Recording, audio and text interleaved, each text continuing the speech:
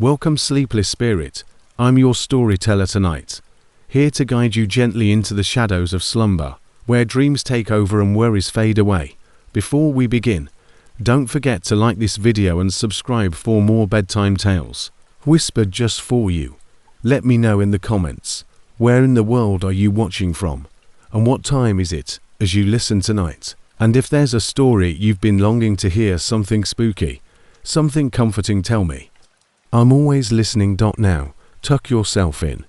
Let the darkness wrap around you like a warm blanket. It's time to let go and drift into the story.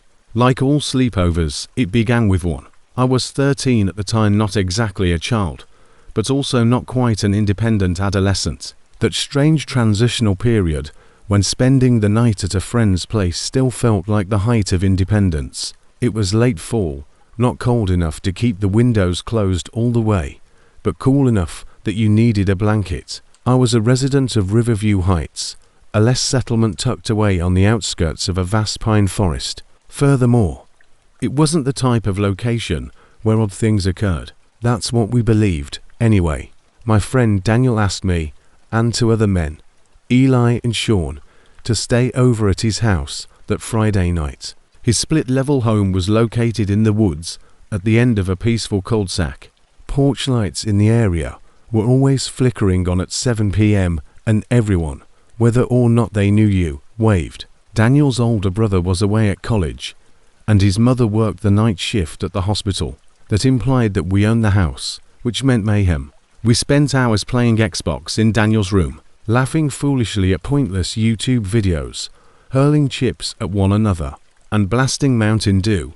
His double bed, a desk, and a jumble of sleeping bags we spread down on the carpet took up the little room. Daniel laughed when Eli, who was resting closest to the wall, said, "Dude, where's my blanket?"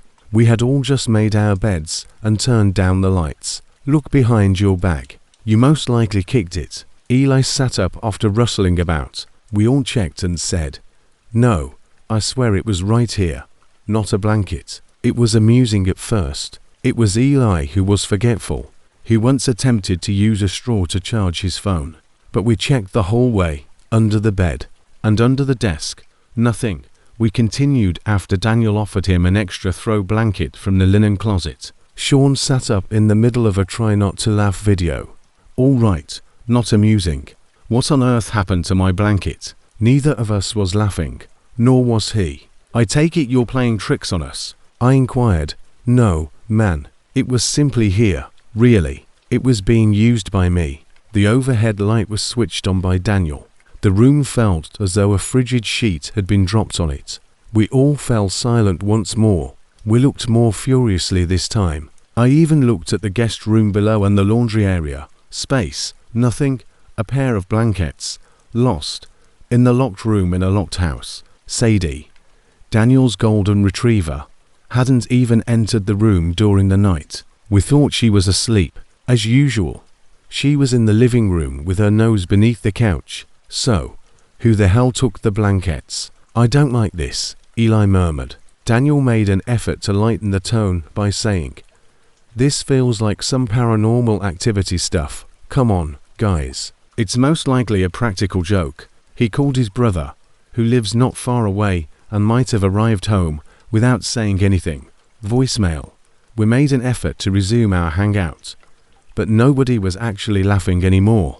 We ultimately made the decision to go to the kitchen and reheat pizza rolls.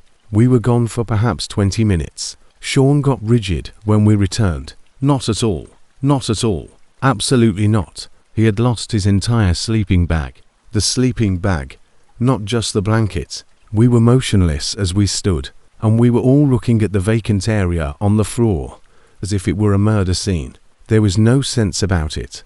All of us were upstairs. Every one of us. No footsteps were heard. Nobody noticed anything. Then I became aware of something. A ripped piece of grey fleece material was visible beneath Daniel's bed. "Hey," I said.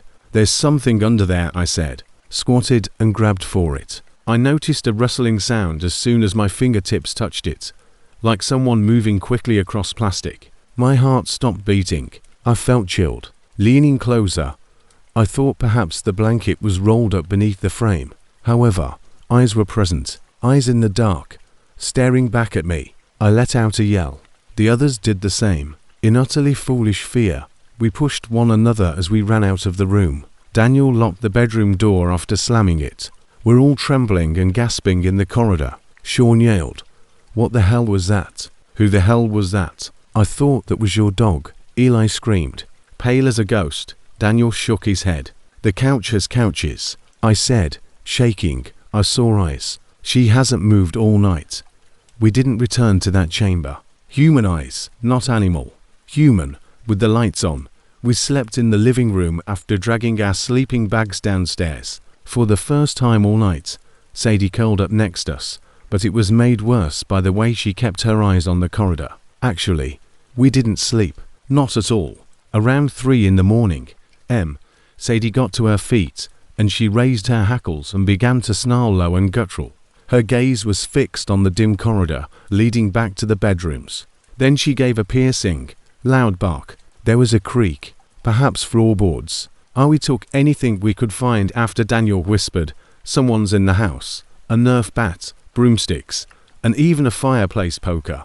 And we waited until daybreak, while sitting there frightened and armed.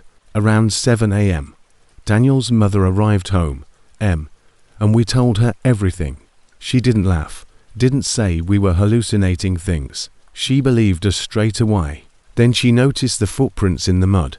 They started at the hallway window, just slightly cracked open, and led toward Daniel's room. She made a police call. They looked on the top of the house to bottom. Nothing. It was most likely an animal, they said. A hoax, perhaps. It's possible that one of us tugged the blankets around while we were asleep. We knew that was BS. We were asleep. We knew that was BS. Daniel gave me a call a week later. He made a noise. He added, "They found someone in the attic." My chest constricted. Perhaps months had passed since the man had moved up there. They believe he simply lingered after entering through the crawl space beneath the deck. He would come down at night and steal blankets, food, or anything else. Wrappers, empty water bottles, some of our old clothing, and even items from our backpacks were discovered by the police. I couldn't speak. Daniel added that he had a knife. A hunting knife. Up there, they discovered it. The man turned out to be a frogger. That's the term for those who reside in someone else's house covertly, move around when you're not there or asleep, and hide in crawl spaces, attics, and basements. They wait, observe, and occasionally do worse. According to the police, we were fortunate that he didn't hear us. However, we all recalled that night, that moment beneath the bed, and that stare. The worst part is that he was most likely present while we joked, laughed, played video games, slept on the floor, and went about barefoot. He was most likely observing from beneath the bed the entire time. We didn't return to Daniel's. The following summer, he relocated. His mother was unable to handle it, unable to reside there in light of what had transpired. There was only a panel in the hallway ceiling for the attic entry. One hand might be used to lift it. Furthermore, I don't recall the games, pizza rolls, or jokes from that evening. I recall hearing breathing just behind the wall, as well as the black eyes. I was never the paranoid one. When he went down those late-night YouTube rabbit holes, involving break-ins or cartel kidnappings, it was always Trevor or possibly Brandon. Me. It was me who urged everyone to relax. It wasn't that crazy in the world, that the majority of humans weren't monsters, that such incidents weren't random. That was prior to the previous summer. We were all no longer children before the night. Like all our previous sleepovers, it began as usual. Actually, it's a tradition. Every summer since middle school, we've stayed up late watching horror films, eating junk food, and playing dumb games like Would You Rather or Would You Fight a Bear for $1 million. This time, it was at Caleb's house, a large one-story home on the outskirts of town in the Brookside Pines neighborhood. It sounded more fancy than it actually was. It's the kind of neighborhood where kids ride bikes at sunset and everyone waves, even if they don't know your name. It's primarily calm families with a few seniors. Caleb's parents were the type that would buy goodies from Costco and let us go as long as we didn't damage the place. His mother worked evenings as a nurse, and his father was a pilot who was frequently away on business. She departed that Friday at approximately 6:30 p.m., staying up to late. Please, she winked at us, since she knew we would be late anyhow. That night, there were 5 of us: Eric, Trevor, Brandon, Isaac, Caleb, and me, of course. There was an unsaid feeling that, since we were all seniors now at 17, this might be one of the final genuine sleepovers before college, the workforce, or whatever else adulthood had in store. It was familiar, cozy, and felt normal until it wasn't. We had a sluggish start to the evening. Pizza, Mountain Dew, a couple of Mortal Kombat games, and finally Caleb's enormous TV. Someone proposed flashlight tag outside at around 10, but we rejected the idea. Bugs that are too wet. Additionally, it was one of those evenings when the air seemed to be still. Heat pressed at the windows as if it wanted to enter, but there was no air. At about 11:15, the doorbell rang. Caleb appeared perplexed. "Are you guys anticipating anyone?" We weren't. He cracked the door after checking the peephole. "Oh, it's just my cousin Mason." We didn't know Mason at all. I think I'd seen him once or twice in the years.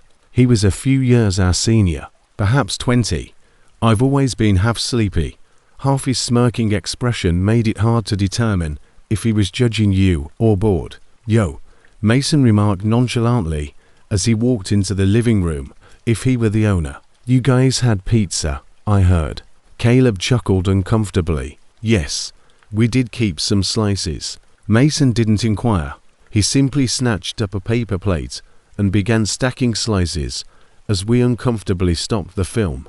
Although he wasn't particularly impolite, it was obvious that he wasn't there to socialize with us. I nodded when Brandon whispered to me, "This guy gives me weird vibes. He's simply older, likely under the influence of drugs." Mason was only there for around 40 minutes. He ate half of the leftovers, fiddled with his phone, made a comment about getting together later, and then went. Caleb appeared unfazed, stated that when things were difficult at home, Mason would occasionally crash there. He had a key, and his parents were out of town. Yes, it was strange, but not yet alarmingly so.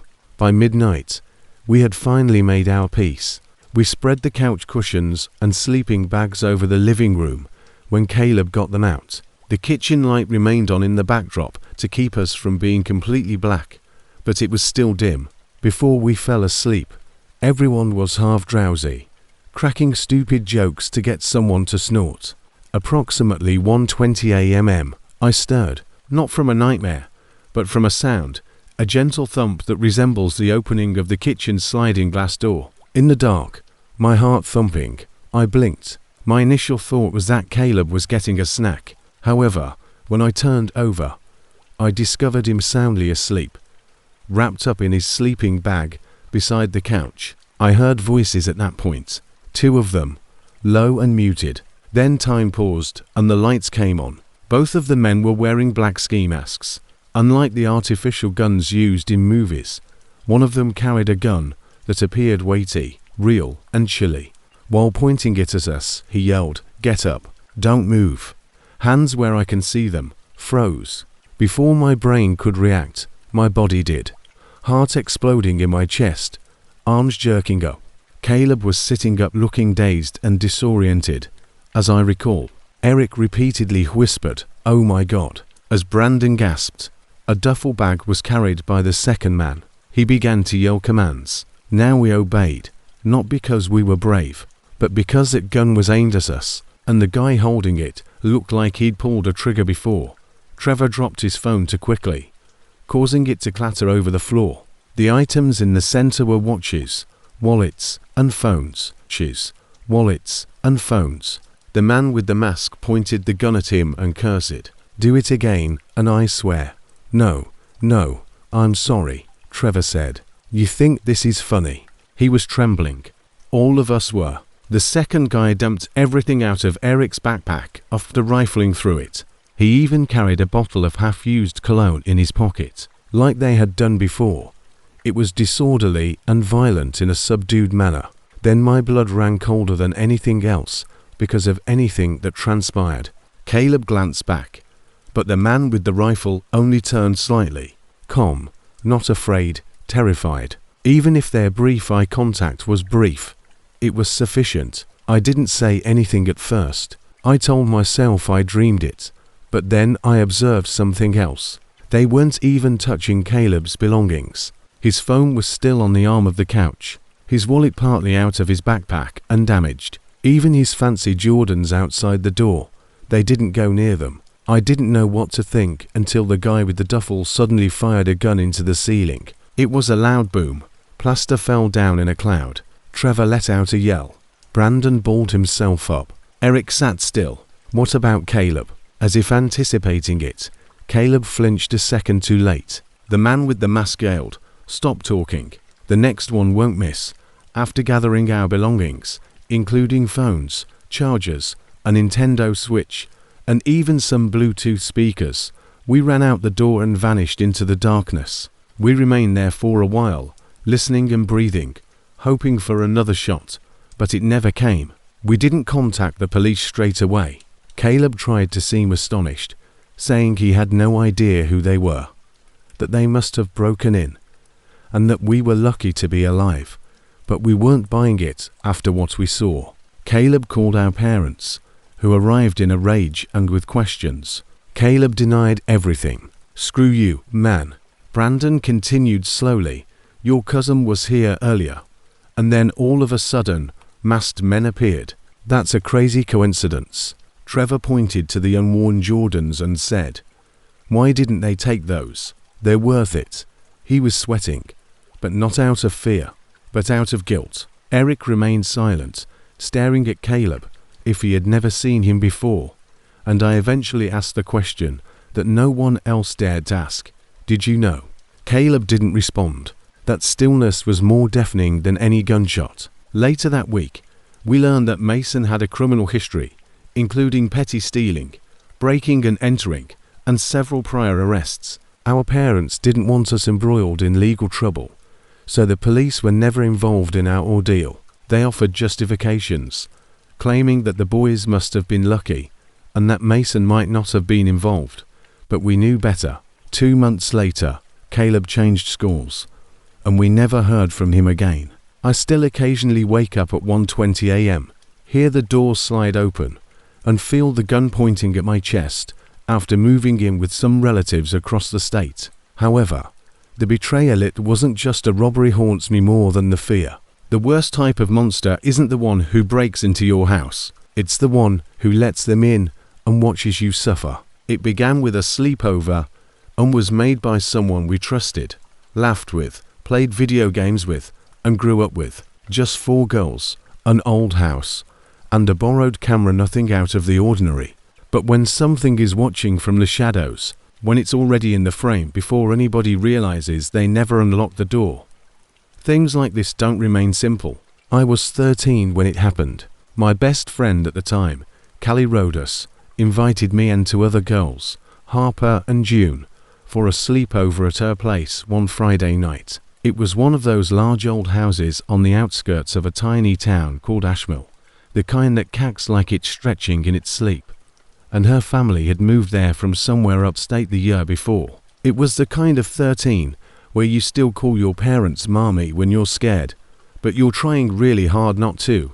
The attic was strange, but not in a bad way. It had slanted ceilings, old wood floors that creaked when you walked on them, and one of those small round windows at the far end.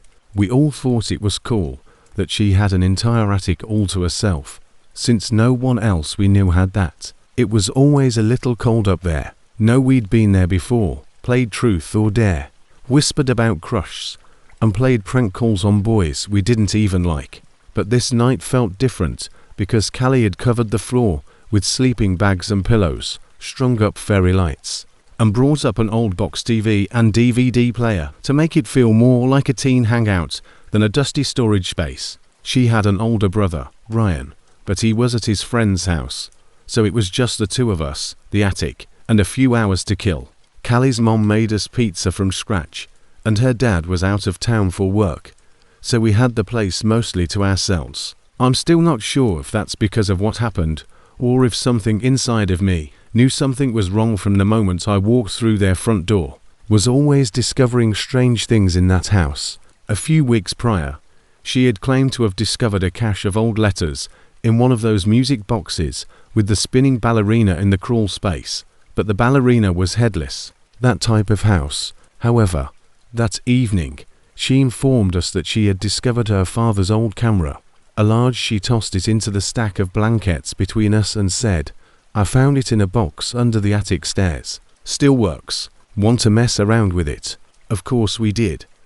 It was a silver Sony Cybershot, the type from the early 2000s, with that tiny digital screen on the back and a big flash that made everything look washed out. The flash was ridiculous, overexposing everything so much that it looked like we were glowing ghosts, but that only added to the fun. We were 13, bored, and high on orange soda and pop rocks, so we took pictures of each other, making dumb faces and posing as supermodels, vampires, witches, or anything else we could think of.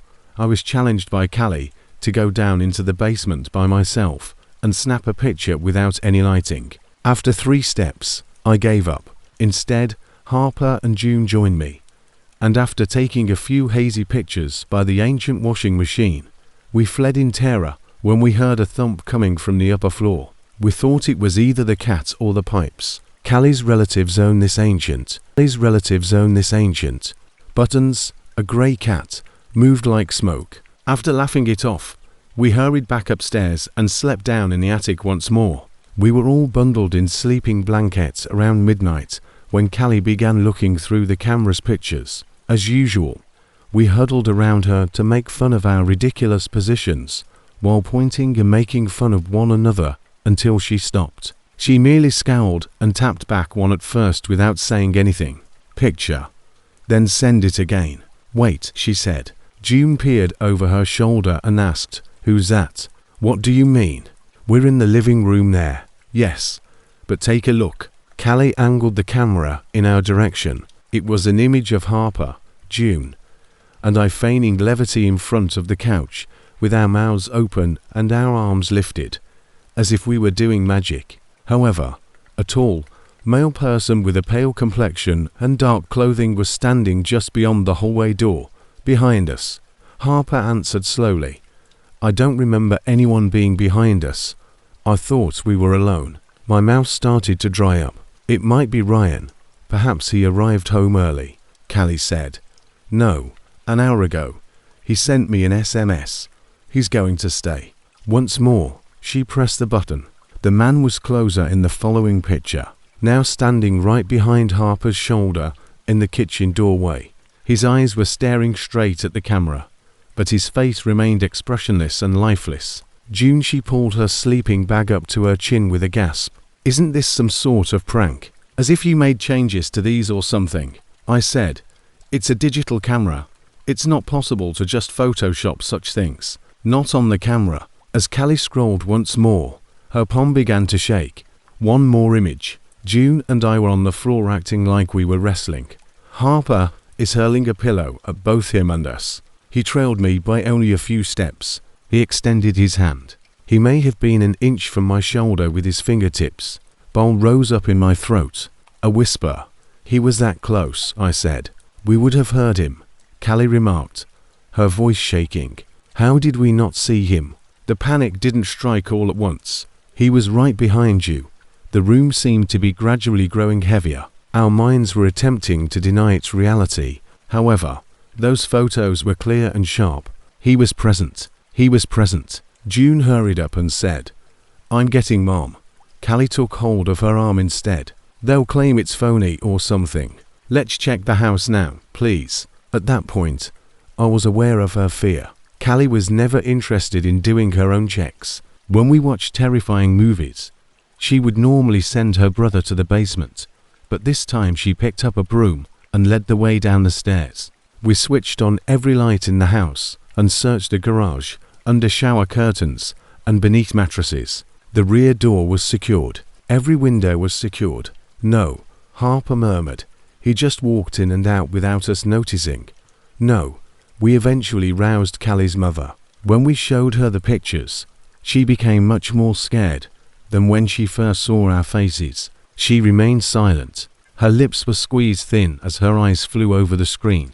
The following morning, Callie's father arrived home early and took the camera to verify the settings. We could all see it in his face, though. He didn't think it was only a glitch or lens flare. Not at all. However, the worst part followed. The pictures were gone when Callie returned to show them to her parents. Each and every one. All of the photos we took that evening were deleted. All of them were with him. But the older ones on the memory card were still there, removed. Nobody touched it. Callie cursed. Nothing was deleted by me. Her mother attempted to reassure us. I swear, old memory cards can occasionally become corrupt. Images are always being erased. However, it didn't seem corrupt. Something didn't seem to want us to remember it. In order to retrieve the files, we pleaded with Callie's father to take the camera to anybody, but he refused, claiming the card was too old and unstable.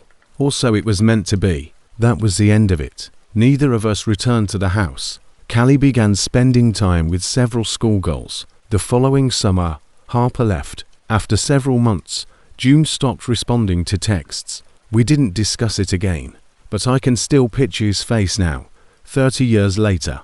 He seemed more at home there than we did, and he wasn't upset or depressed, as if we had strayed into his personal space rather than the other way around. In my life, I think I've recounted this story 3 times. Nobody ever accepts it. They claim it was a dream, that we staged the pictures, or that someone's father was playing tricks on us. However, I can still recall how I felt when I saw that final image. He was very close.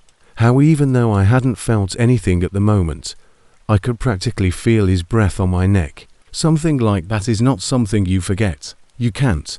In the first place, I had no desire to attend the sleepover. Since everyone else has accepted the invitation, and you don't want to be the only one left out, you accepted it. For a week, the group had been discussing it. Over to Miles's house on Friday night. Junk food and movies. No parents. Miles was someone I didn't even know well. He was in a few of my classes and attended the same school. Always quiet and a little strange. Off, but not in a negative sense. The type of child who, while everyone else exchanged chips and discussed soccer, donned a hoodie even in the summer and wrote in a black notebook over lunch. However, my buddies Chris, Liam, Rosie, Aiden, and Jenna were leaving. I replied, yes. I was unaware that he would be having his first sleepover ever. Miles lived in one of those old 2-story homes with a wraparound porch and wooden steps, right out on the edge of Lark Lane. It appeared to be the type of place that had once been lovely, but had not been cherished for a long time. The front yard grass is half dead, the yellow porch light is flickering, and the paint surrounding the windows is flaking. His parents would not be present. They had left him alone with a list of emergency numbers and some cash for pizza, while they were in Vermont for the weekend on some sort of corporate retreat. In hindsight, that was most likely the first warning sign. With 6 other children, who leaves a 15-year-old alone for the whole weekend. 15-year-old alone for the whole weekend. Nevertheless, we all arrived. Naturally, Miles was wearing a black hoodie when he opened the door. He nodded slowly to each of us, hardly spoke, and opened the door for us. His living area was dark, lit only by a few table lamps. The drapes were drawn. A large bowl of popcorn, some off-brand drinks, and a stack of horror DVDs were placed next to a TV that appeared to be dusty. With a cool setup, Aiden said, letting his backpack fall. We all sort of settled in, with Jenna pulling a blanket over her lap, Rosie sprawling over the floor, Chris making loud jokes to break the strange silence, and me sitting on the end of the couch. Thanks, Miles said, standing stiffly at the window as if unsure of what to do next. The first movie was one of those campy 8 South slashers, with blood, screaming, and stupid teens getting lost in the woods. Miles never fully relaxed, always looking at the front door, and then at the hallway behind him, as if he was waiting for something. Helped defuse the stress. We flung popcorn, when someone jumped and laughed at the awful acting. For a moment, it seemed like a real sleepover, but the second movie, which was slower, was a black and white foreign film about a haunted house. Instead of sitting with us, Miles stood behind the couch and watched us instead of the movie. At first, I thought I was dreaming, but then I noticed Rosie move uneasily, and Chris looked back over his shoulder and said, "You good, man? This one's based on a true story," Aiden said, and Miles blinked slowly. "This one's based on a true story," he said, and when no one answered, he continued, his voice even but quiet. "You know, most people think ghosts make noise, but they just watch." We tried to ignore it and finish the movie, but the atmosphere had changed. The room felt colder, and nobody was really talking. "All right," Jenna muttered. "Thanks for that." Miles shrugged. "Just saying." It was only 10:45 when Rosie whispered something to Jenna, who simply shook her head and looked at the clock. Miles offered to show us the house after the second movie, but none of us were particularly interested in seeing more of it. Liam, being Liam, responded, "Sure, why not?" And everyone started to move. It was strange, and we followed Miles upstairs to his room, which smelled slightly of dust and cloves, with shelves, books, candles, and these strange little figures made of cloth and twine, some of which had button eyes lining the walls. Some were missing arms or legs, while others had none at all. "Did you make these?" Miles nodded and Jenna asked. "Yeah, I used to make them when I couldn't sleep." Jenna forced a little laugh. "What are they meant to represent?" "People," he said. "Kind of." I made an effort to avoid fixing my eyes on them. One of them had red yarn sewn across its mouth, and although I thought it was facing one way when we entered, it was now turned slightly more in the direction of the door. He went into his closet. A tall, almost life-sized figure was slumped in an ancient wooden chair inside. It had a burlap sack over its face and was dressed in a long black robe. Where there should have been a mouth, a patch had been sewn. The hair wasn't yarn. It was real, brown, stringy, and dirty. "This is the Watcher," Miles said, smiling for the first time all night. "He sees everything," Rosie whispered. "Okay, I want to go back downstairs now." But Miles kept talking. "You shouldn't look into his eyes too long. He doesn't like it." "Doesn't even have eyes," Liam murmured. "He does under the sack." There was little conversation back in the main room. Silently, we sat, the third movie playing, while everyone glanced at the TV, but wasn't actually watching. I kept staring at the stairway, half expecting to see that doll thing standing there. Everyone eventually started to nod out. Aiden and Chris were out cold, curled up in sleeping bags. Jenna and Rosie whispered quietly before settling down. I tried to close my eyes, but I couldn't quit thinking about the Watcher. It felt like something was still awake. I don't know what time it was when I woke up. The TV had gone to a blank blue screen. The room was silent. Something felt odd. I sat up slowly, rubbing my eyes. The living room was dark, but the hallway light was on. There was a form at the edge of it. I initially believed it to be Miles, but I was mistaken. It wore the same burlap sack over its head and the same robe the Watcher doll had been wearing, but it was taller and slimmer. I went cold. It remained still, with its head cocked slightly to one side. It simply stood there. I gently leaned out and nudged Aiden. He stirred, but remained unconscious. I turned to see that the hallway was deserted. I informed myself that I was dreaming. I must have been. I pulled the cover up to my chin and lay back down, my heart pounding. Then I heard the creak, though. Upstairs floorboards, followed by more and more, creeping above us like slow, determined footsteps. I wasn't the sole listener. With wide eyes, Rosie sat up. "Did you hear that?" she said in a whisper. Already awake, Jenna gripped her blanket tightly. Miles never returned to the lower level.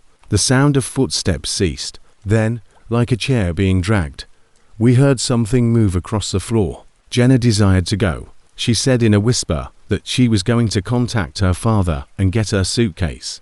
The lights went out when Chris informed her she was overreacting. Each and everyone. The TV's blue glow disappeared, as did the hallway and the lamps. Complete darkness. Everyone let out a yell. We scurried to find our phones. I had died. Rosie's was, too. Aiden's refused to switch on. Jenna's turned off and flickered. Movement came from the stairway, quick as a running thing. Then it entered the space. I felt it. I swear to God. Chilly air, a hefty presence. Breathing, raspy and low. There was a scream. A person collided with the wall. I covered my head and ducked. Then nothing. Quiet. Miles, dressed normally, was standing in the hallway with a box of cereal when the lights flickered back on. He blinked as if he had just woken up and questioned, "What happened?" No one responded to the question. "Why are you all freaking out?" Rosie started crying. Chris urged him to stop talking. Aiden was trembling as he stood there. We went out, every one of us. We waited by the mailbox while Jenna texted her father from the street. The whole way home, no one spoke. I didn't return to Larkspur Lane. We didn't. After 2 weeks, Miles stopped attending school. It was reported that he moved. When nobody truly knew.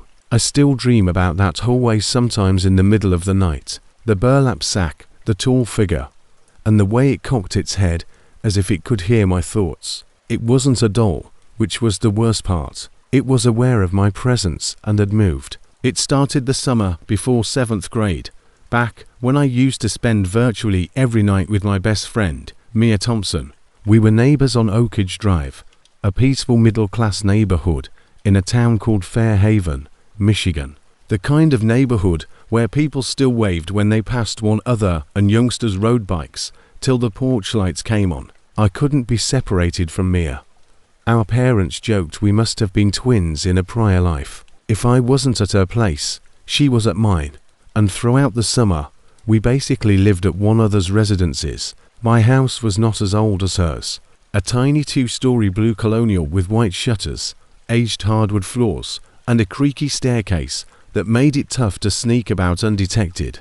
Upstairs in the front was her bedroom, which had two large windows looking out onto the street. When the house settled, the room creaked and muttered, but it seemed alive with character. I was always welcomed by her parents, Eric and Dana, who also allowed me to stay over any time I wanted. It like a second home to me. It began like any other Friday night in July. Shortly after lunch, I had come over with a plastic shopping bag full of snacks and an extra hoodie, and my sleeping bag under one arm. The area smelled faintly of someone frying hamburgers, and the air was thick with humidity. Mia smiled like if she had been waiting all morning to greet me at the door. She finally remarked, "I was about to walk down and drag you here." The house was cool inside, with the background hum of window conditioners. We went about our day as normal, chatting about our classmates, painting our nails, scrolling through TikTok, and watching pointless YouTube videos. We had garlic bread and spaghetti for dinner. Her mother then brought out brownies that were still warm from the oven. The sky had turned from pink to dark purple by the time we made our way upstairs to her chamber. One by one, the street lights turned on, illuminating the street with a yellowish radiance. Under a blanket fort we built out of chairs and string lights. We stayed up watching a horror movie on our iPad. We would pause every few minutes to scream at the jump scares, and then laugh at how terrified we were. I recall seeing that the movie ended at 12:04 a.m. and everything changed at that point. After abruptly removing the blanket from her head and crawling to the window, Mia exclaimed, "Hey, look," still giggling from the movie's conclusion. I followed. However, I stopped when I saw her face tight-lipped and with narrowed eyes. "What is it?" I inquired. She pointed without responding. A man walked slowly along the sidewalk below, in the flickering orange streetlight. I didn't give it much thought at first. Sometimes, even at late hours, people took their pets on walks. However, this man was dogless. He didn't appear to be walking in any direction. He would go a few feet past a house, pause, turn around, and then walk back the opposite direction. He would do this repeatedly, as if he were waiting for someone or something. "Do you know him?" I murmured. Mia shook her head. "Never seen him before. He wasn't dressed like someone out for a jog or a walk. He donned a big dark hoodie with the hood up. even though it was at least 75 outside. He had baggy jeans and boots, and he kept his hands tucked in his front pocket. We watched in silence, pressing against the glass, our breath misting the window. He stopped pacing after a few minutes and simply stood there, surveying the area. Then he looked up directly at us, as if sensing our attention. Both of us ducked. Our heart was racing. Mia was whispering to me. I wished he hadn't noticed us. What the hell? What the hell?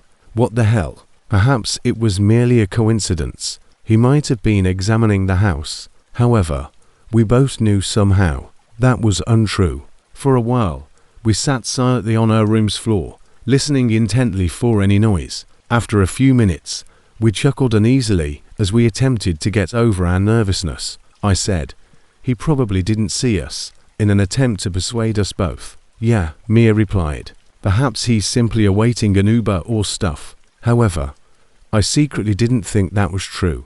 Then there was a knock.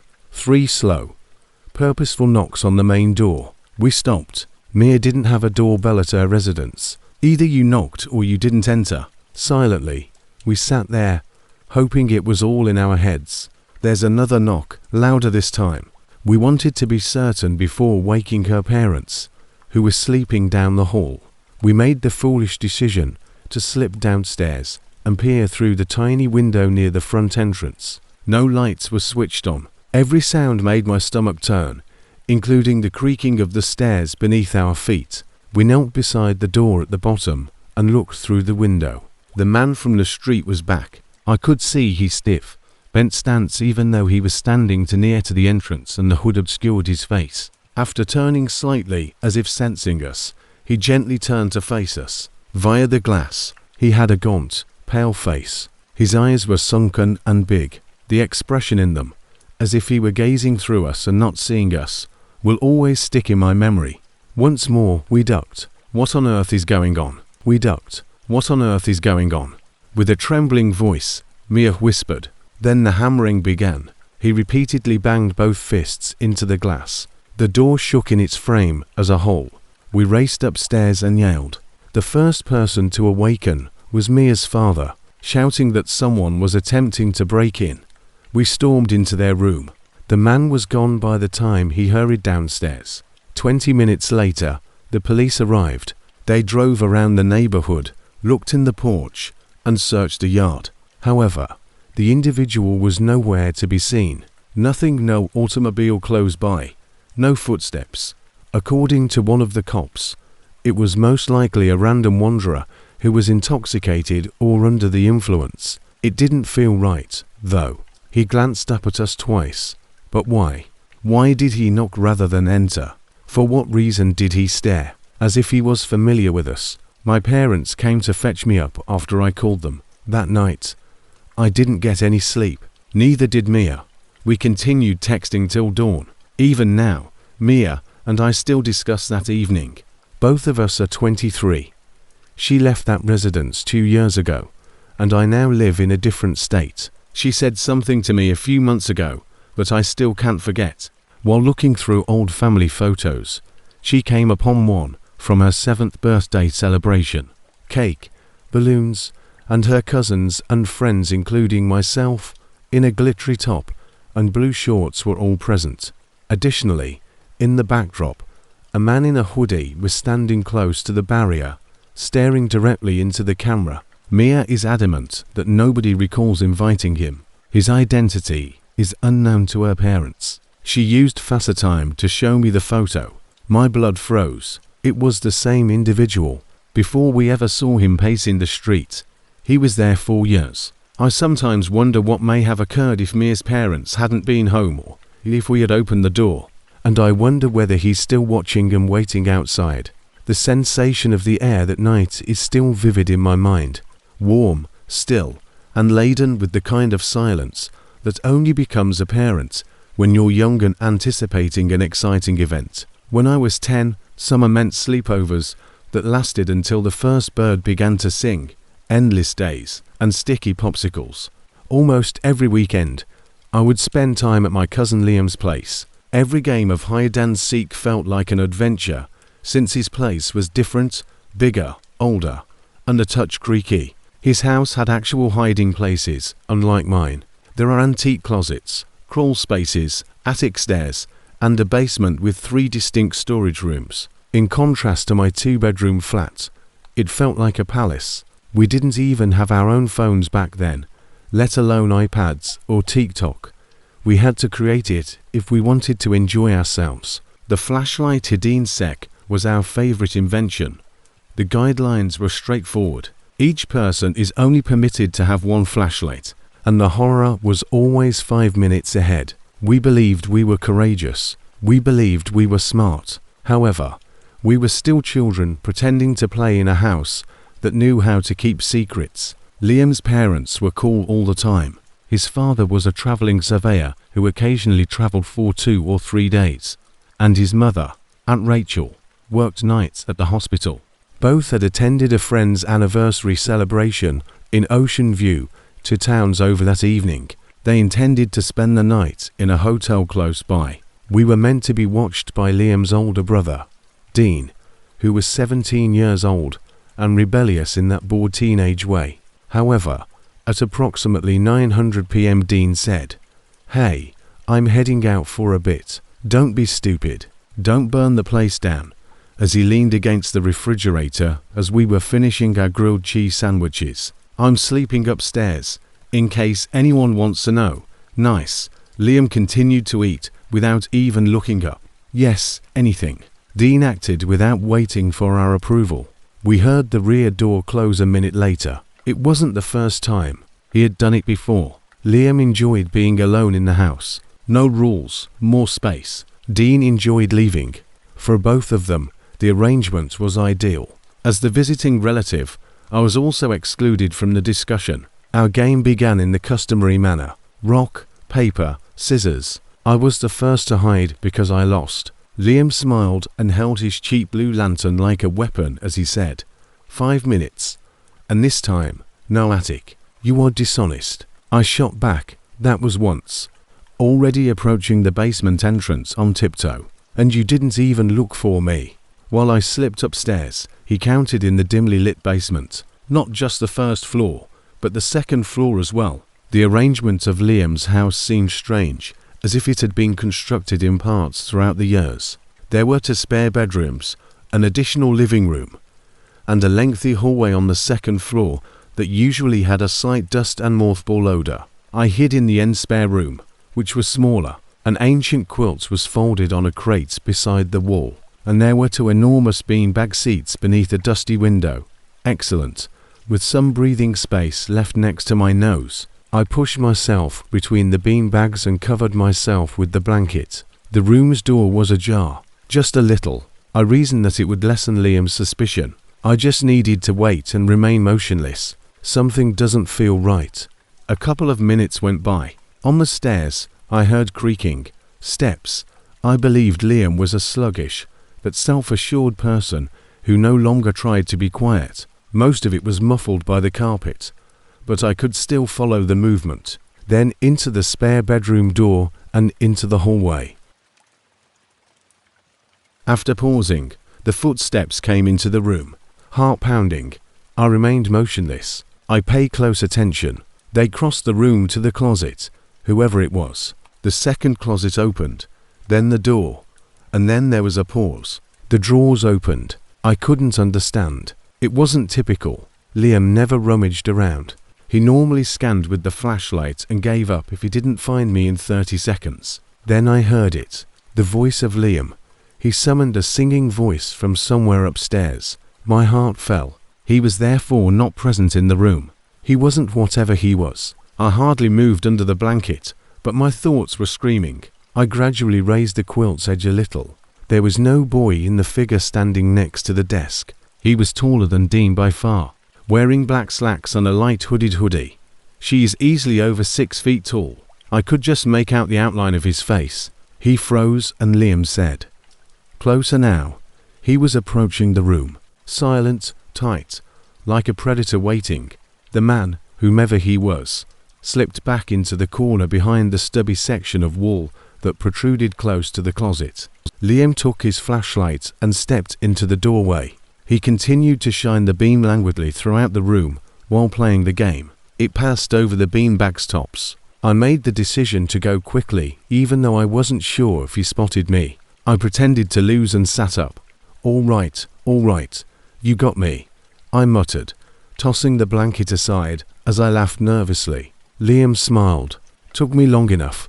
I stood up, approached, and flung my arm over his shoulder nonchalantly. I led him out of the room while pretending to laugh. "Let's get a snack or something," I announced. "Someone's in there," I muttered, leaning close as we reached the top of the stairs. "We must now walk outside." Liam's face turned white. He didn't dispute. We ran to the neighbor's house, going through the kitchen, out the back door, and directly across the yard. I don't recall knocking at all. Mrs. Halpin yanked us inside after opening the door and glancing at our faces. Everything we told her happened quickly. Without hesitation, she dialed 911. Within 6 minutes, the police arrived.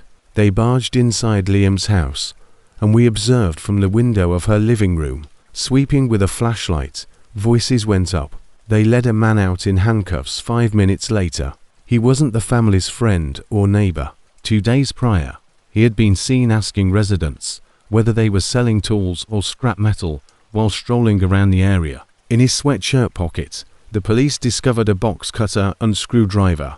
Although he had no criminal history, I was troubled for years by the way he walked, the way he looked about the room, and the way he stood motionless. Liam had no desire to engage in hide and seek ever again, nor did I. A new security system was installed by his parents. In all honesty, Dean's summertime grounding felt like a minor penalty in comparison to what might have occurred. Even after all these years, I still find it impossible to sleep in a new home without first inspecting every closet and crevice. I am aware of how quickly childhood can change, how a single breath may transform enjoyment into fear. I sometimes think about that man, and how composed he appeared, as if he had done this before, and was waiting. And if Liam hadn't called my name, I wonder what may have happened. I've never enjoyed spending the night at someone else's house. I wasn't merely a homebody, as my mother said. It was the nighttime breathing of strange wolves. How, particularly when I was meant to be sleeping, I couldn't quite trust the shadows. However, I made an exception for my best friend, Alex, that night when I was 13 years old. We had planned weeks in advance, and it was a Friday in late October, finally allowing him to remain up late.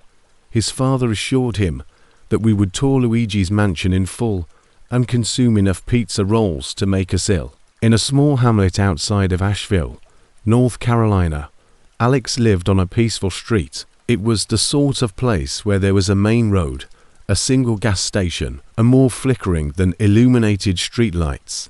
His home, which had been unoccupied for more than a year, was at the extreme end of a cul-de-sac and was only bordered by another house. Additionally, there was an overgrown field across the road that had likely not been mowed in 10 years. Even in daylight, the lush woodland behind his garden seemed tangled and dark. Only a short hallway separated us from the sliding glass door leading to the backyard, which was located in the den, the lower level of the home. Mark, Alex's father, slept in the master bedroom upstairs. For the night, the den was our reign. Snacks, a stack of scary films we were not allowed to watch, sleeping bags, and a GameCube. Around 9 o'clock, the rain had begun to fall. By 10 o'clock, the rain had reduced to a fine, lingering fog. By 11 o'clock, the sky had turned a bruised purple, punctuated sometimes by silent lightning strikes. The first knock came at that moment. When that occurred, we were in the middle of a boss encounter. 3 firm, purposeful knocks on the sliding glass door behind us. Alex put the game on hold. He questioned, "You hear that?" He spoke softly. I gave a nod. Yes. Was that outdoors? Had to be.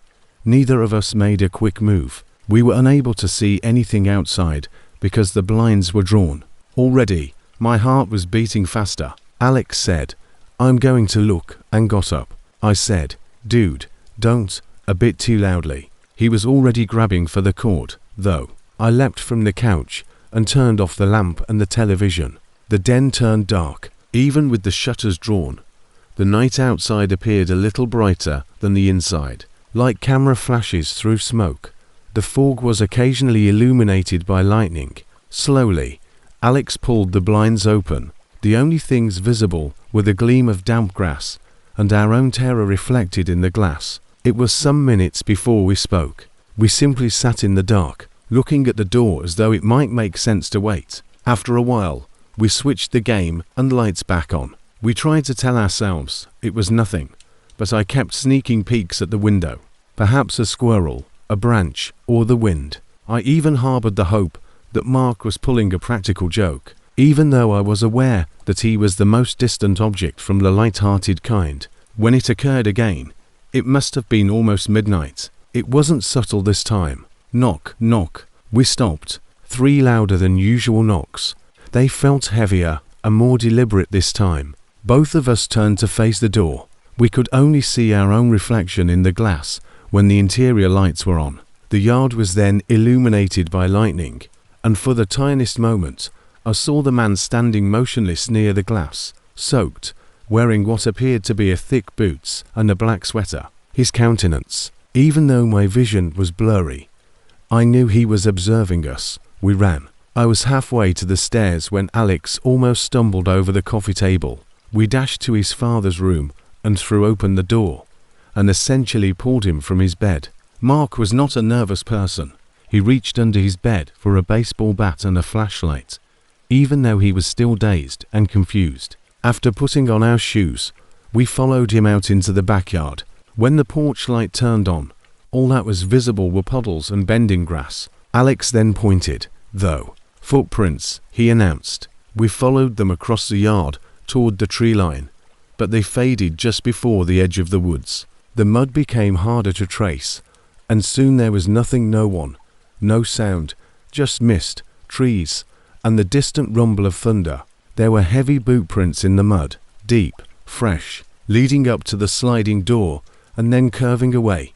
This time, we left the TV off and lay down in our sleeping bags, wide-eyed, while Mark examined the home and locked everything again, telling us to stay in the den, probably just some local messing around, he murmured, but I could tell even he wasn't buying it. I closed the blinds and continued to watch the clock, waiting impatiently for the second knock, which arrived at precisely 12:15. This time, it was softer, but more purposeful, as if the person knew we were listening. He said, I even went around the field, the woods, and the front, but nothing. He called the police, who showed up 20 minutes later. At the end of the cul-de-sac, cruisers were splashing through the puddles. They checked the perimeter, collected statements, and informed us what we already knew. They were unable to do anything because they found no evidence of forced entry or known threats. One officer speculated that it might have been a neighbor playing about. Mark said, not funny, my son is scared. We stayed up all night. Mark slept with us in the den's recliner, the bat resting on his lap. Nothing more occurred, no more knocks, but I never went back to Alex's house, not once. We continued to discuss that night occasionally years later, and Alex would laugh it off. You recall that strange sleepover that took place on a rainy night, but I could see by the look in his eyes that he hadn't truly forgotten it. Wasn't just the knocking dot. We didn't hesitate and went up the stairs before the sound had completely subsided. Mark was awake and dressed this time, and he instructed us to remain in the hallway before running out into the yard by himself. Minutes went by, then more. At last, he returned wet and shaking his head. Nobody, and worst of all, that same week, after I told my mom I didn't want to go back to Alex's, I looked out my bedroom window late one night. We lived almost 8 miles away from Alex, and I thought I saw a figure across the street, standing there. It was the timing, the certainty, the way the prints led nowhere, the way that man, if he was a man, stood motionless in that lightning flash like he was waiting for us to see him. We weren't exactly best friends, but rather the kind of friends you'd call summer break friends, the kind that just kind of click when school is out and time stretches long enough to fill with bike rides, soda-fueled sleepovers, and foolish dares. And I was 12 when I spent my first and last night at Riley Martin's house between the trees, facing our house, and then another flash of lightning, and he was gone. We met at a community pool. The Riley's family didn't travel far, just a few hours south from Lexington down to some rural town I'd never heard of called White Hollow. His mom said it was for quiet and space, but Riley told me it was mostly because his dad got laid off and couldn't afford the city anymore. The year before, started talking over pool noodles and shared boredom, and ended up hanging out every few weekends until he moved away the following spring. By July, I had pleaded with my mother to let me visit him, but she refused 3 times before finally agreeing. We drove out early on Friday morning, winding through roads that looked more like afterthoughts than highways, and by the time we pulled into his gravel driveway, I was sweating through my shirt and holding a bag of snacks I had packed for the weekend. Even though it was 86 outside, Riley was waiting on the porch, wearing a beat-up hoodie. He offered me a side hug and remarked, "You made it," as though nothing had changed, but his eyes were a little sunken, as if he hadn't slept well lately. He was serious. The house, the 2-story fixer-upper, with wood siding that had turned silver from grey, was on the edge of a forested property with no other structures in sight. The porch creaked as if it hadn't been touched since the 1970s. "Dude," I murmured, taking a step back to appreciate the size of the house. "I'll show you later," he added, lowering his voice. "Yeah, it looks cool, but it's weird at night. We like small scares, horror films, and competing with one another," so I chuckled, assuming he was trying to frighten me. His parents were quiet and kind, and I assumed he was just setting the mood, but I was mistaken. We didn't do much that first day, but I did help him set up the old Xbox in his room, and we played till dinner. His mother was gentler and more ebullient, and she constantly asking whether I needed anything, like socks, mosquito repellent, or an extra pillow, even though I always said no. His father, a thick-set guy with hands like cinder blocks, hardly spoke. Around 11 o'clock that evening, we set up camp in Riley's room with Netflix and snacks. "Hey," I remarked, "do you hear that?" "There it was," he said, muting the television. Pause, scrape, thump. "You guys have a basement." It sounded like it came from below us. Riley went rigid and didn't immediately respond when I asked him, sitting up. "There's like something down there." "I don't know," he said. "We don't have a basement," he murmured. "There's no way to get inside." "What's underneath us?" "My dad says it's probably pipes or animals. We've been hearing noises for a few days." He nodded once, saying, "It doesn't sound like animals." He was staring at the floor as if he could see through it, not at me. After breakfast the following morning, we went outside. There was no real path, just patches of trampled brush, Riley explained as he walked me behind the home, where the grass gave way to dense, tangled woods. It was warm, and the clouds were rolling across the sky as if they couldn't decide what to do. "We're able to go a little farther," he remarked. "Why not?" He hesitated. "Just don't want to get lost." We didn't go far, maybe 200 YD in, when Riley's foot hit something with a metallic thunk. He stumbled and looked down. "What the hell?" he whispered. I followed and saw what he found, he said. Squatting. A rusty cellar door that is partially covered with leaves and moss. No lock, old iron hinges. I backed up and said, "Dude, this is straight up Blair Witch." He ran his palm down the handle and added, "I didn't know this was here."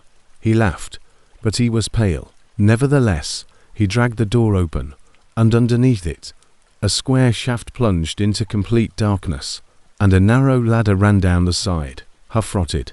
The door screamed like a wounded animal, the metal straining with every inch. Riley grabbed his phone flashlight, and although the beam barely made it through the darkness, we saw enough. A dirt floor, shattered glass glinting, something mechanical resting against the far wall. The smell hit us instantly. Earth, rot, and something chemical. I caught shelves, then a clink. Something moved, and we froze. "This time, it's closer," I muttered. "It sounds like metal dragging on concrete," he nodded, his eyes wild, and we heard hands on the rungs, Someone climbing. We raced, but I can't recall half the run back, just branches flying. We have to leave. Riley's dad was working in the garage when we arrived, and when he saw our faces, he dropped what he was holding. Is someone down there? My arms and lungs are burning. Under the yard, Riley yelled. His father trailed us. Silently, he halted when he saw the door. Jesus Christ, he whispered. I believed this to be closed. Now he turned to face us inside. After about 10 seconds of argument, he yelled at us in a tone that made compromise impossible. Halfway through the house, Riley's mother greeted us with alarm. She said, "What's going on?" "Call Frank and Leon." His father instructed her. "Tell them I need them now." 2 men showed up half an hour later. One younger, one elder. They had tall belts, heavy-duty flashlights, and what appeared to be a crowbar. The 3 of them went down into the cellar, and Riley and I were told to remain inside the home. We waited. 10 minutes went by, then 20. When none of them spoke when they returned, Riley's father had a tight jaw and was pallid. Frank seems to have seen a ghost. The 3rd man refused to enter the house. After dragging Riley's mother into the kitchen, they shut the door. I heard muttering followed by sobbing. After an hour, 2 police cars arrived. Riley and I were escorted into his room and instructed not to leave. A white sheet being removed from a police car was the last thing I saw before the door closed. It was years before I heard from Riley again. He ceased answering texts. Once more, they moved, disappeared. Really, he didn't message me till I was 17 years old. Riley, I believe you should know, even though I wasn't meant to. Me, no. What? Riley, down there. My dad discovered 3 full body bags. Me? You're kidding. Riley, I hope. The older ones were sealed. Bodies were being concealed by whoever resided down there. There are beer bottles everywhere. The smell of weeds. There were bloodstains in the corner. Me. Was the man, are you still alive down there? Riley, they believe so. Whoever was ascending at the time when the adults went down, they weren't there when we ran. Me. Riley, holy SH. We weren't listening to pipes. We could hear him. I don't give it much thought, yet I recall how the door would scream when it opened, often in the middle of the night. I recall hearing hands on the ladder. I also wonder what may have happened if we had waited an additional 30 seconds.